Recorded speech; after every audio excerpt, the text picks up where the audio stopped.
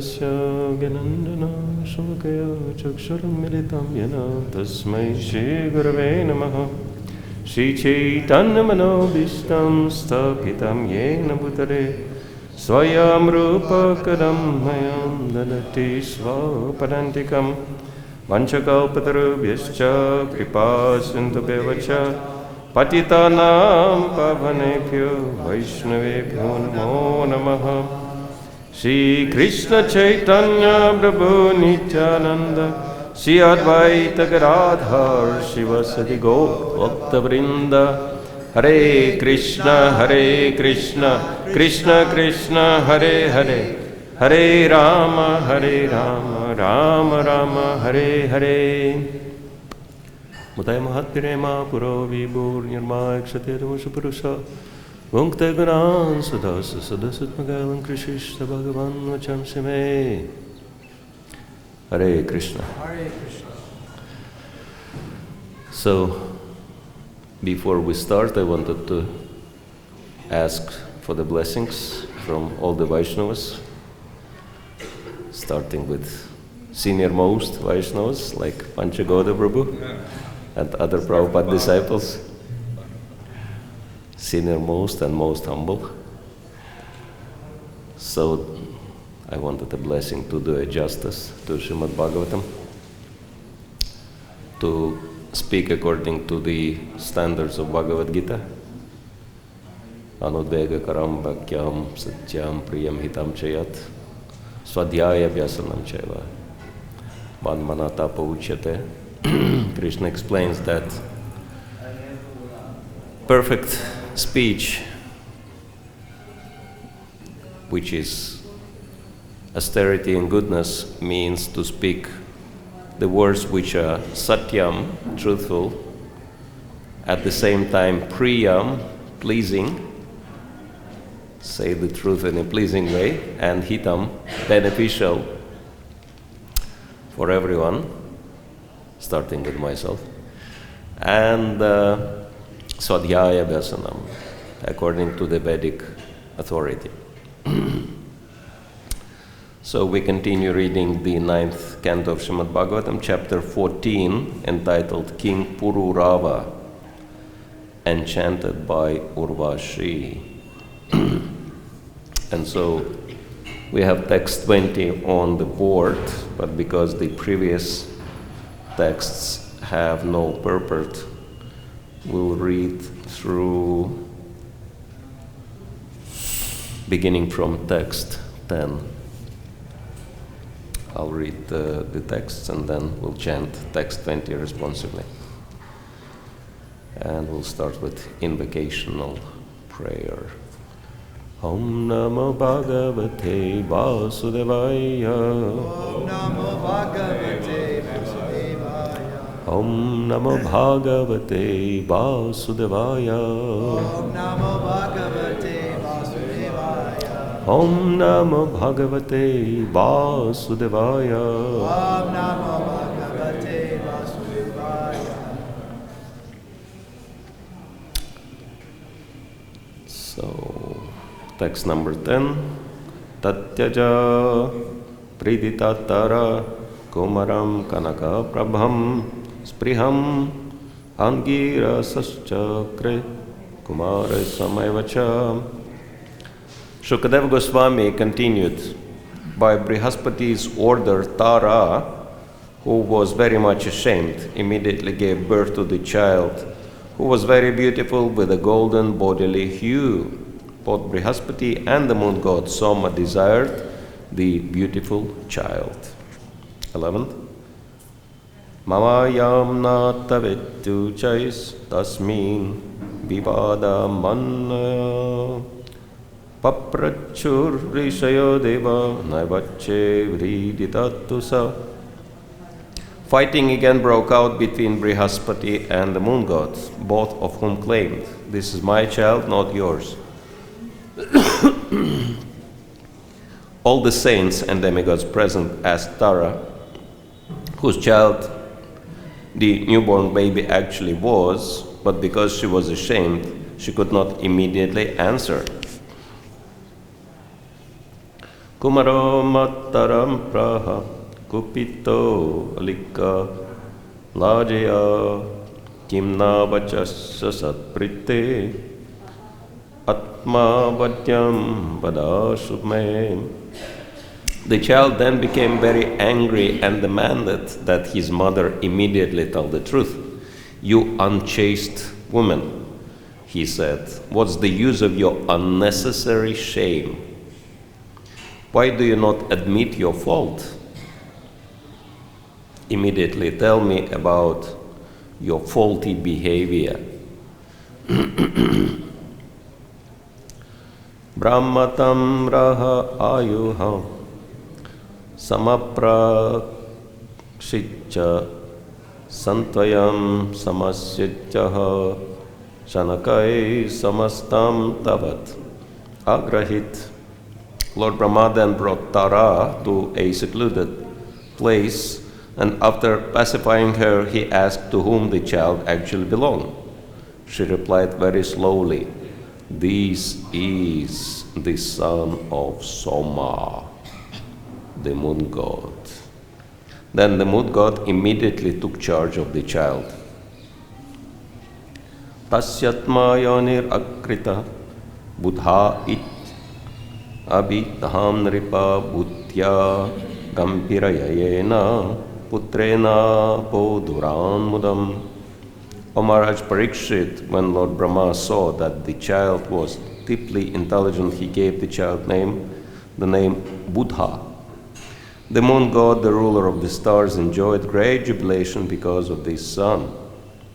Tata pururava jajje ilayam ya udarita tasya rupa gunaudarya shiladravina vikraman Shutvarvasindra bhavane yamanam shurasina tat antikam upeya devismara sharardita. Thereafter from Buddha, through the womb of Ila, a son was born named Pururava, who was described in the beginning of the 9th canto. When his beauty, personal qualities, magnanimity, behavior, wealth, and power were described by Narada in the court of Lord Indra, the celestial woman Urvashi was attracted to him. Pierced by the arrow of Cupid, she thus approached him. Mitra varunayo shapat apananara lokatam nishamya purusha srishtam kandarpam ivarupinam Dhritim vistapya lalana upataste tat antike satam vilokya nripatir harshena pulalochana vacha slakšnaya vacha devim rishta tanu ruha. Having been cursed by Mitra and Varuna, the celestial woman Urvashi had acquired the habits of a human being. Therefore, upon seeing Pururava, the best of males, whose beauty resembled that of Cupid, she controlled herself and then approached him. When King Pururava saw Urvashi, his eyes became jubilant in the ecstasy of joy, and the hairs of his body stood on end. With mild, pleasing words, he spoke to her as follows. Shri Raja Vacha Swagatam Te Varo Vararohe Asyatam Karavamakim Samrama Swamayasat Sakam Ratirnao Shashwati Sama. King Pururava said, "O most beautiful women, you are welcome. Please sit here and tell me what I can do for you. You may enjoy with me as long as you desire. Let us pass our life happily in a sexual relationship." Text 20, please repeat. Urvashi Uvacha Urvashi Uvacha Kasyastvai na sarjita Kasyastvai na sarjita Manodrishtish cha sundara Manodrishtischa sundara. Yat angan taram asadya. Yad angan taram asadya. Chavate ha riramsaya. Chavate ha riramsaya.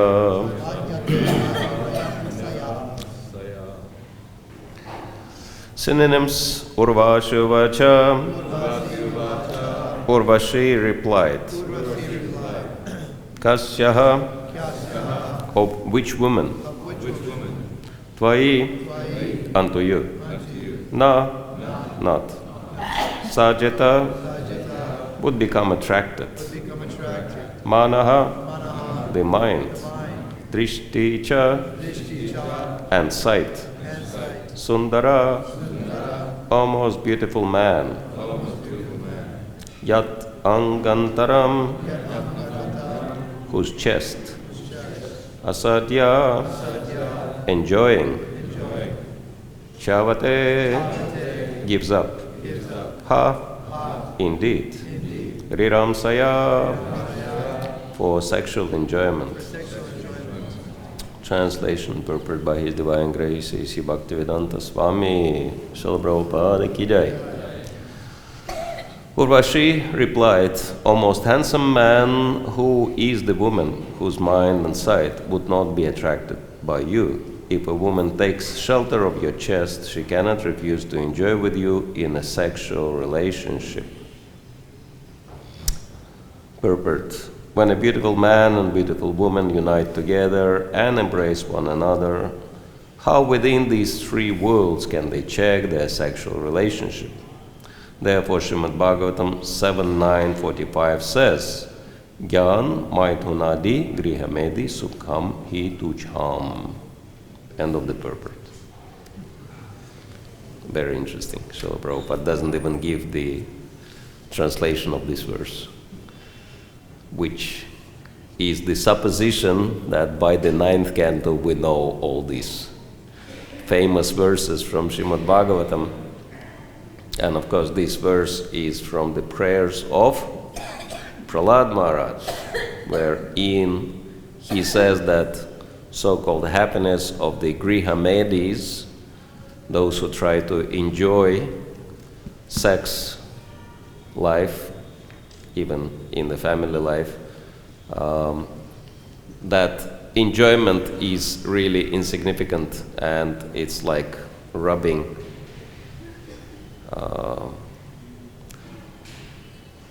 for relieving the itching sensation. So sex is an itching sensation, and so people trying to relieve that. So it's very tucham, insignificant sense gratification. And of course this sense gratification is the topmost happiness for those who have no idea of the real happiness, which is devotional service of the Lord. And so this is very interesting description in here.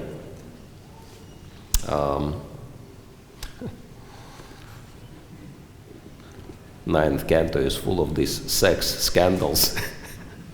And it's all leading to the appearance of Krishna, which is very strange in one sense.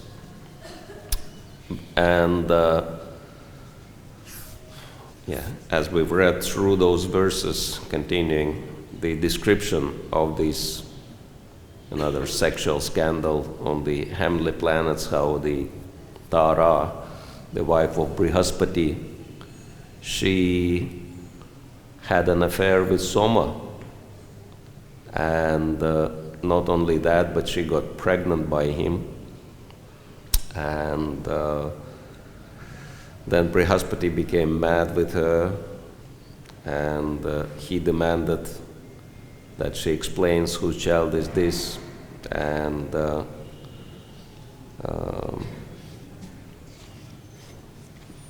then actually she could not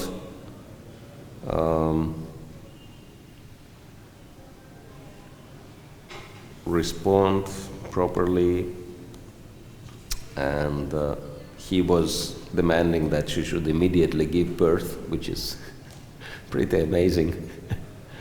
But apparently these are heavenly planets, so anything is possible. And so on his request, she immediately delivers the child. And then he's asking, whose child is this? And she's very ashamed, and she doesn't respond. And then, Brahma has to interfere as a mediator in the party and in the dispute, and she admits that this is Soma's child. And then Brihaspati and Soma are fighting for the child. And it's very interesting in here that she could not respond, but then the child was telling, you are a unchaste woman, why are you unnecessarily shameful now? You have to admit to me immediately about your faulty behavior. I mean, we never hear of the newborn child not only speaking, but chastising his mother like that. But this is heavenly planets, that in heavenly planets, as soon as, apparently there is no delivery, this painful delivery as we see in this world. So the children are born without any problems, and they are immediately fully conscious. They immediately have fully manifest consciousness of adults. So a lot of advantages, but a lot of troubles, as we can see from those descriptions. And then why these descriptions are given? Because later that child, who was very smart, to chastise his mother after birth immediately, that's one of the symptoms of being smart. He immediately figured it out, what happened. And then his name became Buddha, very intelligent. And then Pururava became the father, he became the son of Buddha. So Buddha was the father of Pururava. And in text 16, it's referred to the beginning of the 9th canto for the prehistory of who was Buddha, where the Buddha came from. And of course this is not the Buddha who is incarnation of the Lord, but the other Buddha who was the father of Pururava. And this history is even more surprising, because Buddha was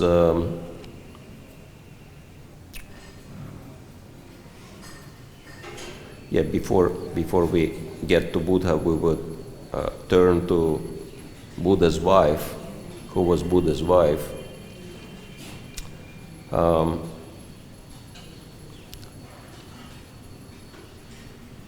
Shraddha, what was his name? Shraddhadev Manu, one of the sons of Vivasvan. He wanted to have a son from his wife Shraddha, and then he conducted sacrifice organized by Vasishta Muni, and he requested, can you please arrange that a son would be born of me? But then his wife Shraddha, she turned to the priest and she said, I actually want daughter. Can you arrange for a daughter? And the priest chanted respective mantras, and as a result, she got a daughter. And then Shraddhadev Manu was very concerned, and he approached Vasishta and he said, what happened? That you were supposed to conduct a sacrifice to help me get the son, but instead I got the daughter. And then Vasishta explained that actually this is your wife interfered in the process. She wanted a daughter. And then this is how it all happened. And then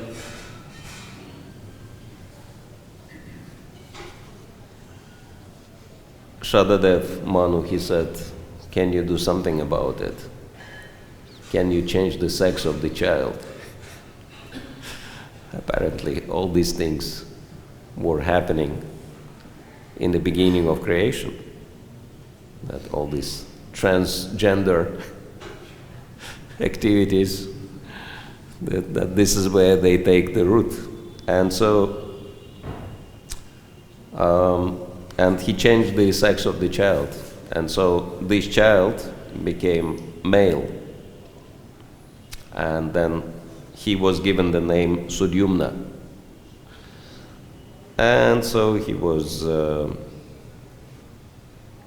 he became a king, and once upon a time he was riding on a horse with his associates, and they went to the forest to hunt. And he reached the northern part of the forest, and this was happening at the bottom of Mount Meru, and the forest was named Sukumara, and actually this is the forest where Lord Shiva was enjoying with his wife Uma, and then Sudyumna was hunting in that forest. And what happened before that, some sages, they went into this forest by mistake for meditation, and then they actually saw Lord Shiva enjoying with Uma, and Lord Shiva was okay with that, but Uma was very much ashamed, and she said, can you do something about it? Can you protect the forest from the intruders? And Lord Shiva said, okay, in order to protect you from the embarrassment, future embarrassment, anyone, who enters the forest, any male who will enter the forest will immediately be transformed into female. So he just put this curse on the forest, and King Sudyumna had no idea what he's getting himself into. And so he went with his friends on the horses, and then suddenly they changed into women. All of them turned into women. And even their horses, they became mares. And he was, of course, shocked by this situation. And it's described here, they were very morose. We can just imagine. I mean, any of of us who are in the male bodies, you can imagine this situation. You can put yourself in Sudyumna's place. That would be great cause for becoming morose suddenly, that you turn into the lady. And so then they had no idea what to do, and then anyway, he had to live like a woman again. So he was not only transgender from the birth, but then at this point he turned into woman again. And but he was a very beautiful woman, and he was roaming around, and then he saw, she, at this point already, she saw Buddha, the son of Moon, who had his ashram in the forest. and she became attracted to Buddha, and they got married. And Buddha impregnate him, and they got the son. And this son's name was Pururava. So this is the prehistory how the Pururava was born. And later,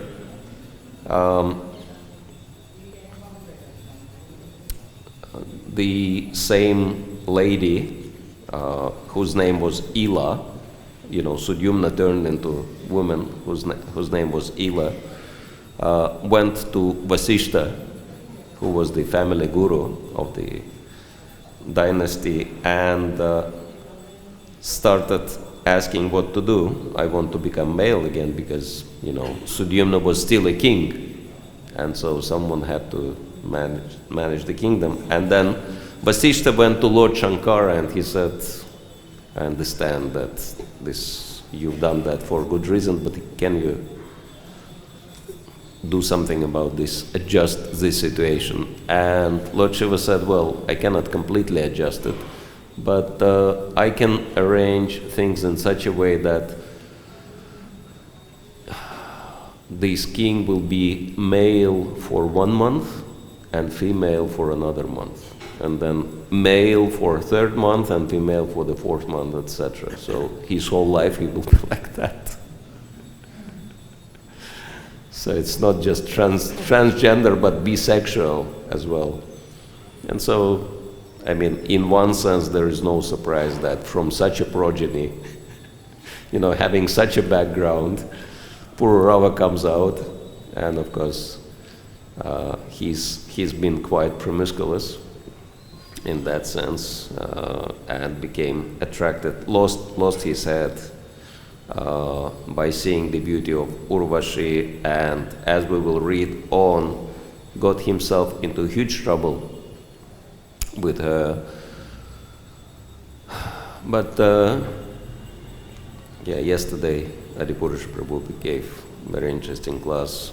He was speaking about the dangers of criticizing, and of course we can criticize the behavior of Pururava and criticize the behavior of other members of those great dynasties, but the important thing is not how it all started. The important thing how it all ended.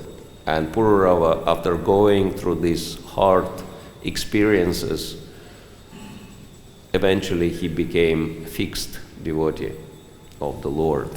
He achieved his perfection, actually. And it's very interesting how Bhagavatam describes that when Dhruva Maharaj, the son of Uttanapada, he was dealt very harshly by his stepmother, Suruchi. And at that time he was just ignorant boy who wanted revenge for the offense. And he went to pray for the kingdom, because this is what his mother suggested, in the forest. But after he achieved perfection, it's been described that his brother Uttama was killed in the forest, and this was the reaction for the offense Suruchi committed. Suruchi was his mother. Suruchi committed towards Dhruva Maharaj. And so Srila Prabhupada explains that even if we mistreat someone who is imperfect, but if that person will become perfect later on, we'll get the karmic reactions for this. As if we committed, offended great saints. So it's again another confirmation that we do not want to condemn anyone. We don't know what is there in the future for that person. And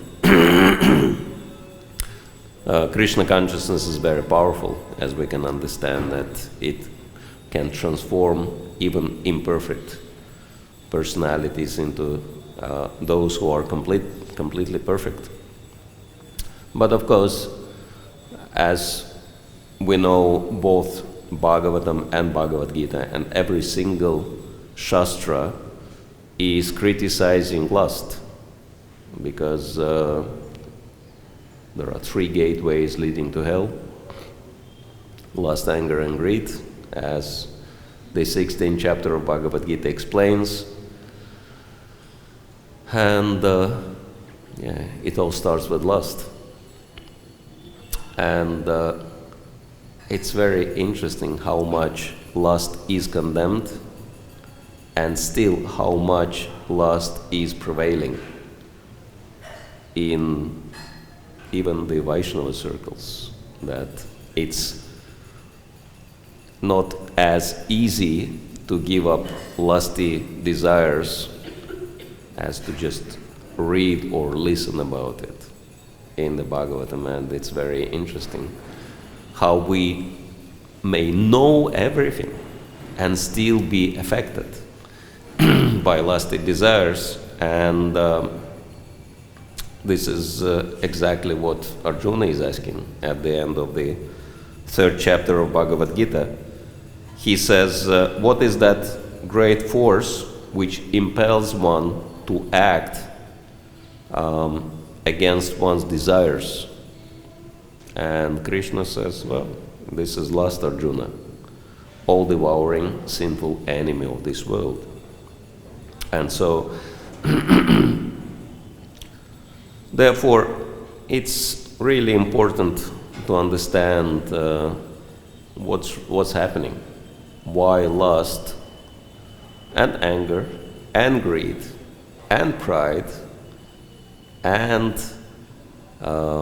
envy and illusions are so stubborn, all these enemies of the conditioned soul, despite of chanting Hare Krishna, despite of reading Prabhupada's books, despite of rising early in the morning and doing whatnot, so much service to Krishna Guru and Vaishnavas, etc., etc.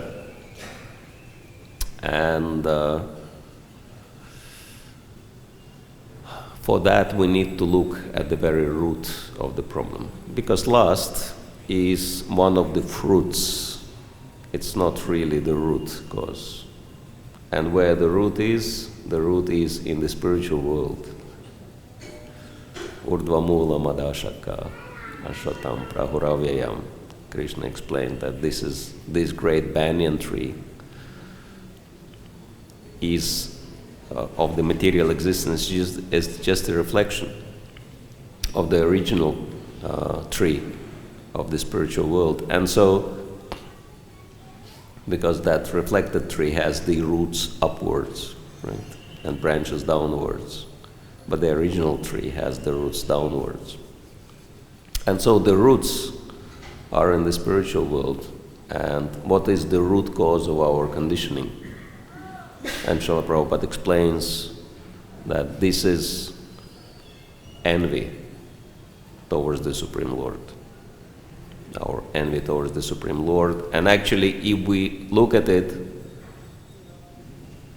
every single anartha is based on envy. Because I'm envious, oh, someone's enjoying, why can't I enjoy? Then it turns into lust. And when our lust is unsatisfied, as Bhagavad-Gita explains, kama krodha bijayate, it turns into anger, it turns into wrath. And when it is satisfied for a very long time, some people are lucky enough to satisfy their lust for a long, long time, then it turns into pride, right? And greed also. And it's all called delusion.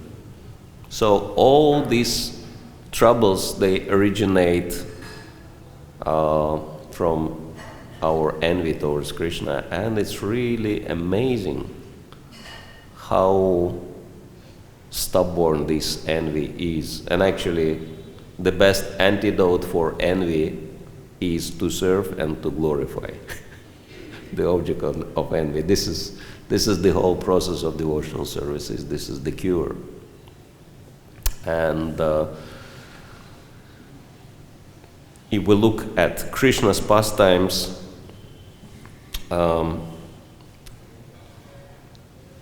there is a very interesting description in Dwaraka Leela, how Krishna was requested by Lord Indra to help him with killing one demon, Bhaumasura.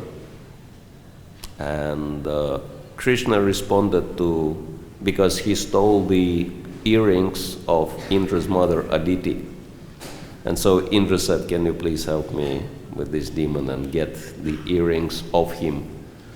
And so Krishna goes on Indra's request and kills Bhaumasura and retrieves the earrings and flies all the way to the heavenly planets and delivers the earrings for Indra to Indra's mother. So he, rolled up his sleeves and did what Indra wanted him to do.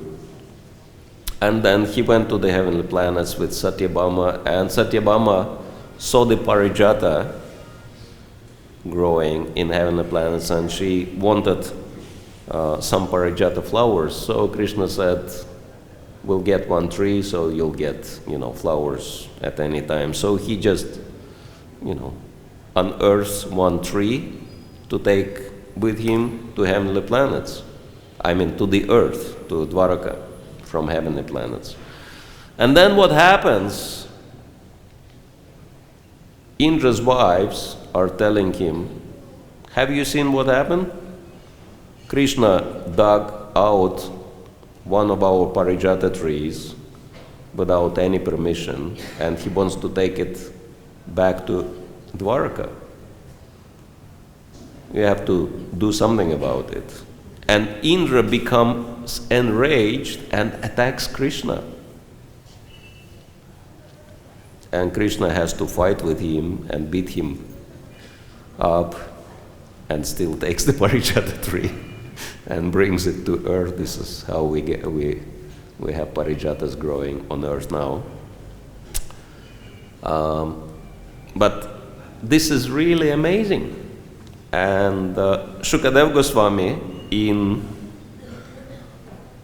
the chapter 59, text 41, says the following: "Even after Indra had bowed down to Lord Achyuta, touched his feet with the tips of his crown, and begged the Lord to fulfill his desire, that exalted demigod, having achieved his purpose, choose to fight with the Supreme Lord. What ignorance there is among the gods! To hell with their opulence." So that's why Srila Prabhupada was saying pride leads to fall, right? Because Lord Indra became so proud that it's amazing that he knew very well that Krishna is the Supreme Lord, but he was engaging him in his service. And he was so proud that even Krishna is serving me, even the Supreme Lord is serving me. This is, we can understand, mundane religiosity is all about it. The Lord is my order supplier. And that makes one very proud. And this is where all the problems start. And if something goes wrong, then one becomes unhappy with Krishna, then one becomes unhappy with Krishna consciousness, right? And so then everything is ruined. So this is the origin of lust. Lust means to compete with Krishna for sense gratification, because everything belongs to Krishna. And so what is the antidote for lust? It is service. And service, we can understand that and it's not just, because in this verse, Indra served Krishna, right? He bowed down to him, touched his feet. Apparently this is service, but his mentality is not, he doesn't have the service mentality. His mentality is that Krishna is my order supplier. So it's not about what we're doing externally, how many times we bow down, how many times we chant the holy names, etc., etc. It's all about service mentality. And that service mentality is the best antidote for lust, anger, greed, and all other problems. And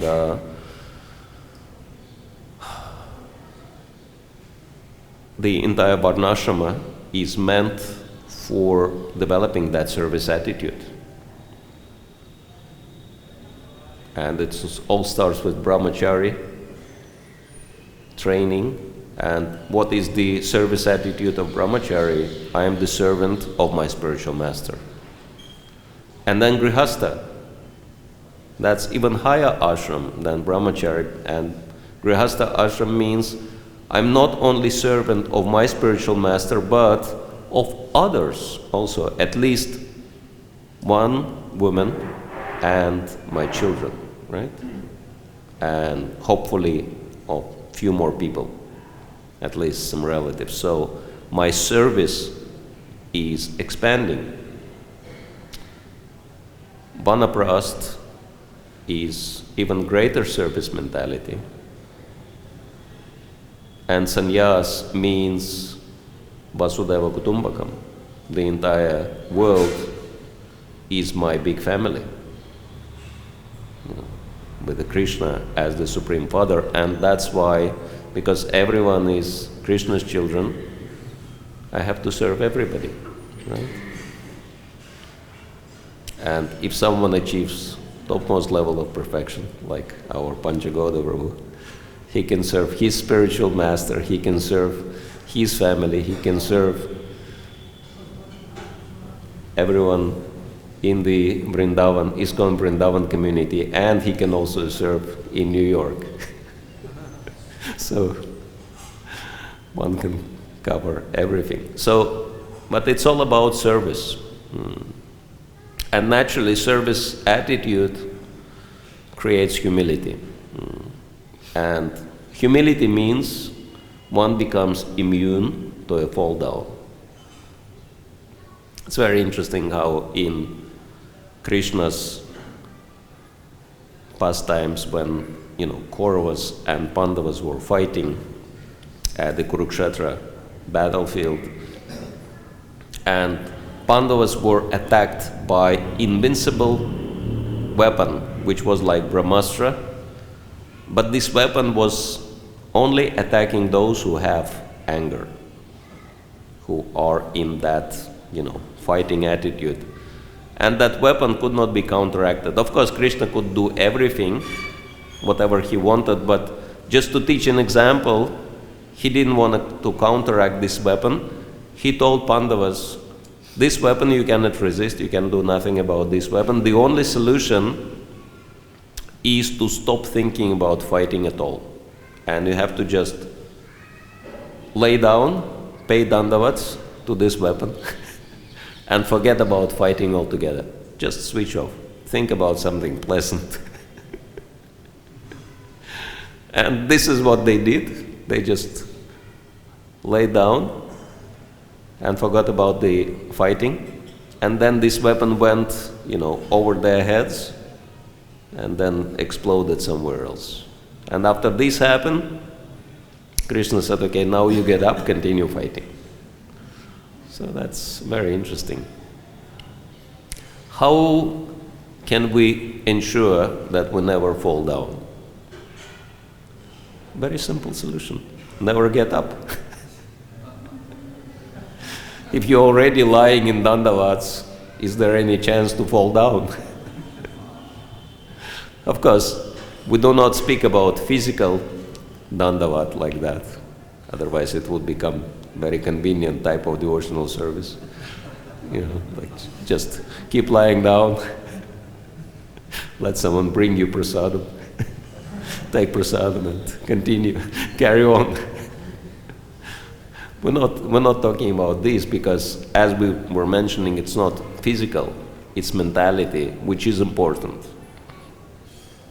And this mentality of being Trinada Pisunichana, Tarora Pisahishna, Amanina Manadana, Kirtanya Sadahari, why Lord Chaitanya was always emphasizing this particular verse?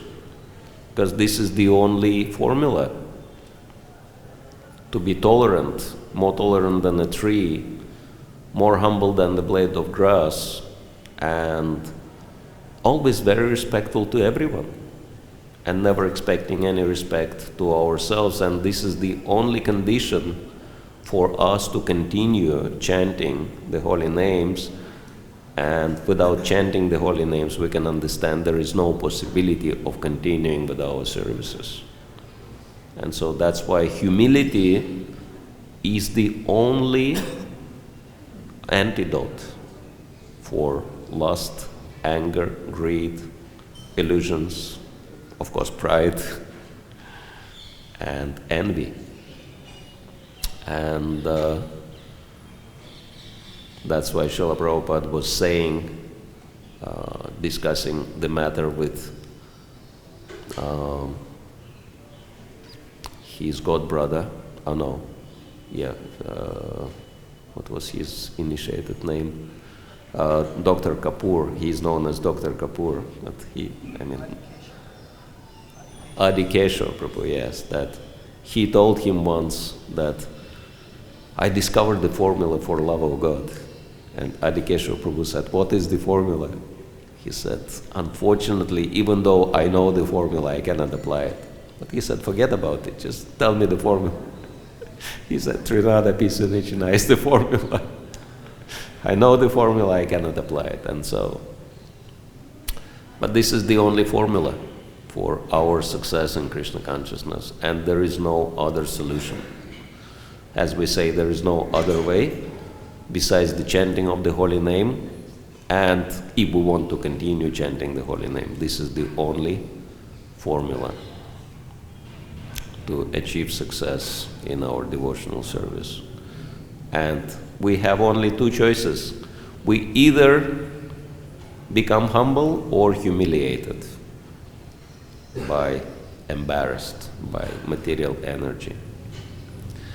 And hopefully, if we are intelligent enough, we will choose voluntarily to develop our humility without waiting to be humiliated by Maya. And this is what this entire Srimad Bhagavatam, 9th canto especially, teaching us, gives all these examples. And of course, the topmost example of perfect humility is Krishna himself. There are so many pastimes how Krishna exhibits topmost humility. At the Rajasuya sacrifice, he is washing everybody's feet, the Supreme Lord. And there are so many other examples. When Krishna and cowherd boys, they take lunch and then the cows disappear, Krishna says, you continue taking your lunch, I'll go and find the cows myself. So he is not waiting to be served. He has this perfect service attitude. And that's why he is the most perfect Supreme Lord. And that's why we're supposed to be following in his footsteps and developing the same qualities like him. Hare Krishna. So we still have Panchagoda Prabhu. A few minutes.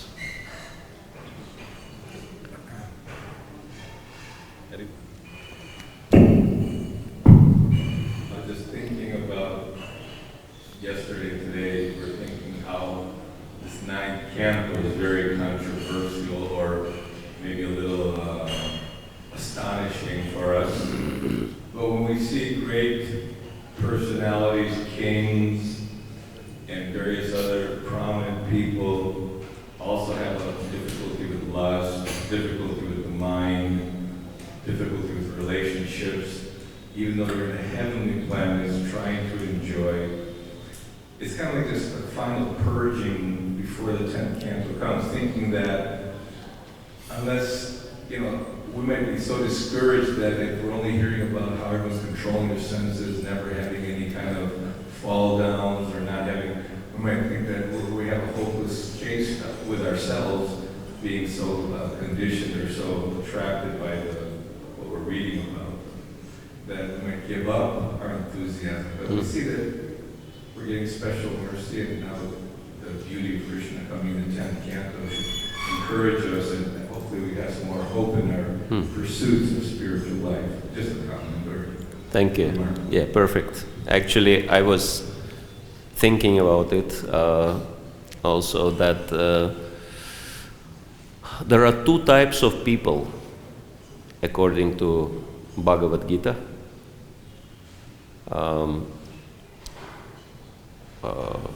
Sura evacha, that there are only divine and demoniac people. Now, actually, in the 15th chapter, Krishna says something else. Dvisarga bhutalokismin kshara chakshara evacha. He says there are two types of people: those who are fallible and those who are infallible. And then he says a very interesting thing. Infallible people live in infallible world, in the spiritual world. And all fallible people, they live in here, in the material world. And so, my understanding, and if I'm wrong, someone can correct me, is that there are two types of people: devotees and demons, as Prabhupada explains. And devotee is one who understands himself to be imperfect and never claims to be perfect. And demon is the one who claims himself to be perfect. This is exactly what the 16th chapter of Bhagavad-Gita explains. Ishwaraham aham bhogi siddhoham balavan sukhi. I am the Lord, I am the Master, I am the enjoyer, and I am perfect, siddho, and I am powerful, and I am happy. That's demon. That's demoniac mentality. And that's why you can see that devotees, they always lament about their imperfection, and demons are always bragging about their perfection and criticizing everybody else and looking down at everybody else. Thank you, Guru.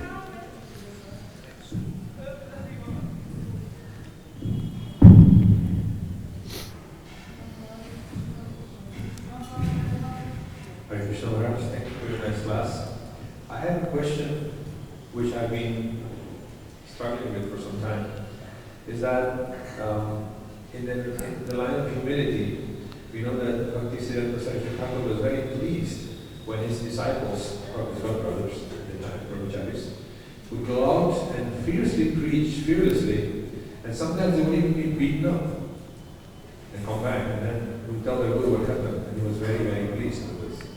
We have this example of Madhvacharya, I think it is, that he used to grab the Mayavadis by their shirt. Why are we cheating people? Now, in that line, I've been preaching also fiercely.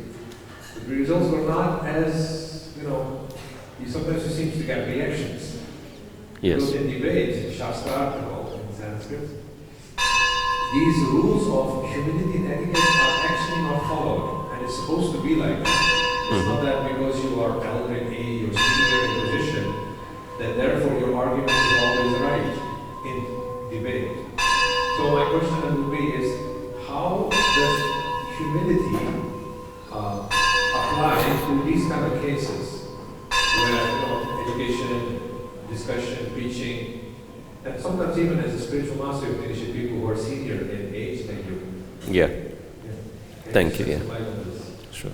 Yeah. Very relevant question. And of course, if we are always meek and humble in every situation, then people will think you're weak and you're useless. And of course, sometimes you have to be strong. But again, it's very important, and of course for us the brightest example is Srila Prabhupada, that he was very powerful and he would tell very radical things like a good argument for a scientist is to take off the shoe and beat on the scientist's head or something like that, make them understand, etc. So he was making many very strong statements, and he was acting in a very strong way on many occasions. But it's important to understand where the following ends and where imitation starts. And Prabhupada was very strongly warning devotees against imitating him.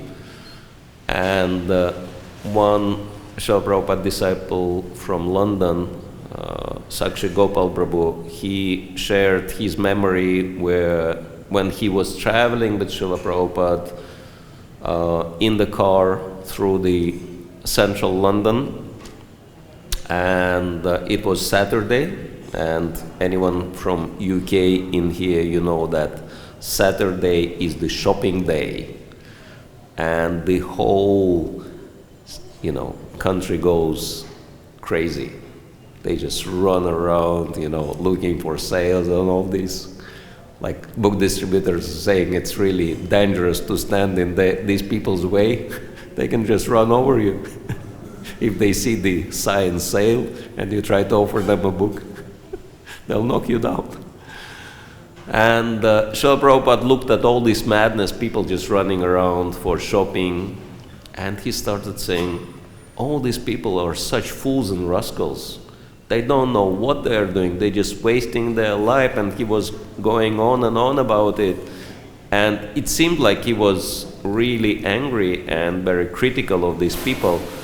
But then Sakshi Gopal Prabhu said, when I looked at Prabhupada's face, tears were streaming from Prabhupada's eyes very profusely.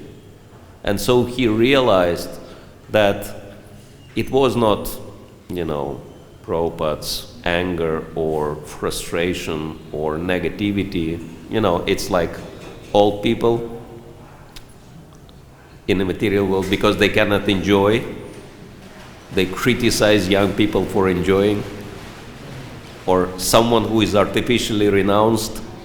I think Adi Purush Prabhu touched on this point yesterday.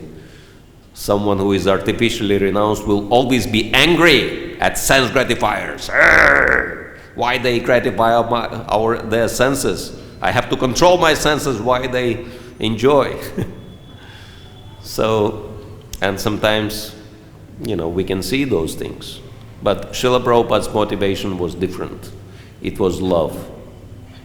And in the same way as a parent, if he sees the child doing something stupid, he becomes angry. But this anger is not motivated by lust, or it's just motivated by love. And so, because Srila Prabhupada had this level of love towards everyone, when he was telling people very strong things, people were grateful. And a very interesting episode was shared by Ravindra Swarup Prabhu. He said, Srila Prabhupada was talking with one professor. As we know, he was asking his disciples to arrange meetings with different influential people. And so this was professor of Hinduism. And Srila Prabhupada said, okay, you're professor of Hinduism. So what is the essence of Hinduism? Who is God? And the professor was saying, well, Swamiji, I cannot tell you exactly. And Srila Prabhupada said, so that means you don't know? He said, yes, I don't know. And then Prabhupada turned to his secretary and said, how do we call someone who is teaching something he doesn't know? And the secretary said, Srila Prabhupada, we call this person a fool. And Prabhupada turned to the professor and he said, well, this is how we define someone who is teaching something one doesn't know. And so they exchanged few words, but the conversation was pretty much finished at this point, because professor was obviously upset with what Srila Prabhupada said.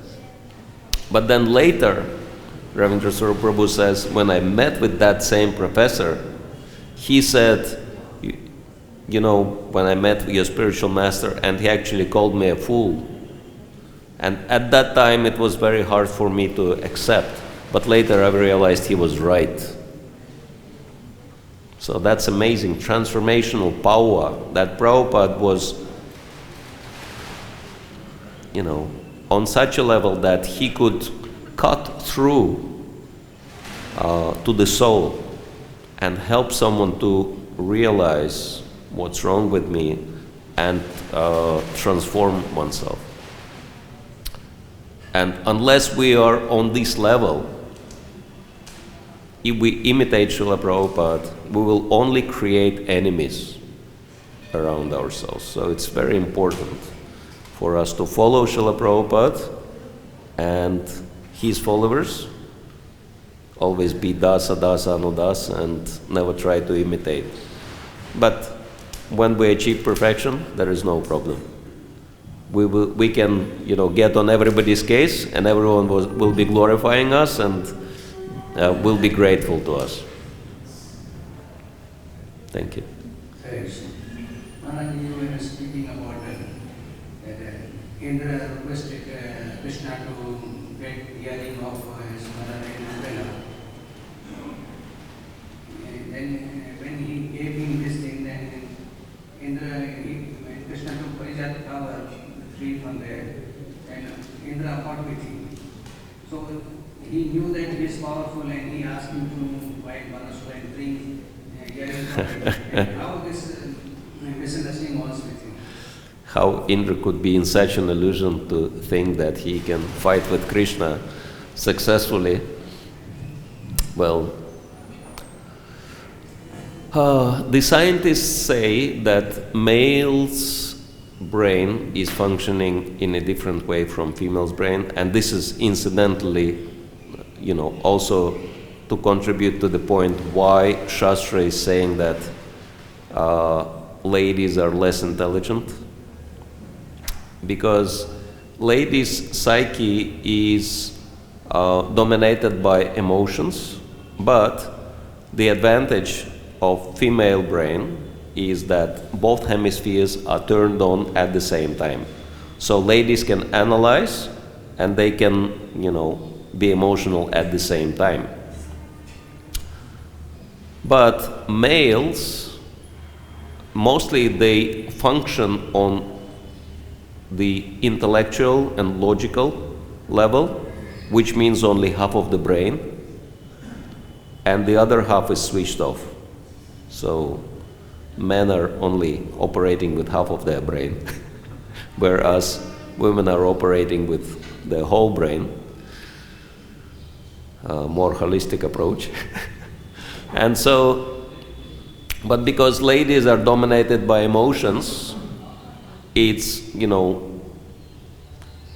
it's really hard for them to be purely logical, purely intellectual.